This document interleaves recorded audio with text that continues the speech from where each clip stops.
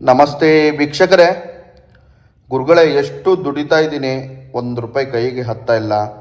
ಬಂದ ಸಂಬಳ ಎಲ್ಲ ಖರ್ಚು ಮೇಲೆ ಖರ್ಚಾಗ್ತಾ ಇದೆ. ಮನೆಯಲ್ಲಿ ಕಿರಿಕಿರಿ, ದುಡ್ದಂಥ ಹಣ ಉಳಿತಾಯ ಆಗ್ತಾ ಇಲ್ಲ. ಗುರುಗಳೇ, ತುಂಬ ಸಾಲಗಳಾಗಿದೆ, ಬಡ್ಡಿ ಕಟ್ಟಿ ಕಟ್ಟಿ ಸಾಕಾಗ್ಬಿಟ್ಟಿದೆ. ಏನು ಮಾಡಬೇಕು? ತುಂಬ ಟೆನ್ಷನಲ್ಲಿ ಇದ್ದೀನಿ ಗುರುಗಳೇ. ಅಂಗಡಿ ಹಾಕಿದ್ದೀನಿ, ₹1 ವ್ಯಾಪಾರ ಆಗ್ತಾ ಇಲ್ಲ. ಸಾಲ ತೆಗೆದು ಹಾಕಿದ್ದೀನಿ ಗುರುಗಳೇ. ಏನು ಮಾಡೋದು? ತುಂಬ ಟೆನ್ಷನಲ್ಲಿದ್ದೀನಿ. ಜೀವನದಲ್ಲಿ ಬೆಳವಣಿಗೆ ಅನ್ನೋದು ಕಾಣ್ತಾ ಇಲ್ಲ ಗುರುಗಳೇ. ಏನು ಮಾಡಬೇಕು ಅಂತ ಟೆನ್ಷನಲ್ಲಿ ಇರ್ತೀನಿ.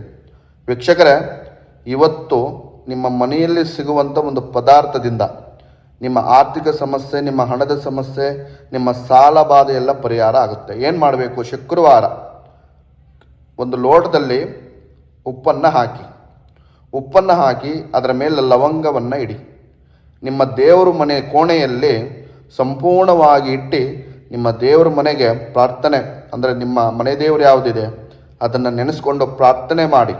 ನಿಮ್ಮ ಸಮಸ್ಯೆ ಎಲ್ಲ ಏನೇನಿದೆ ಪ್ರಾರ್ಥನೆ ಮಾಡಿ.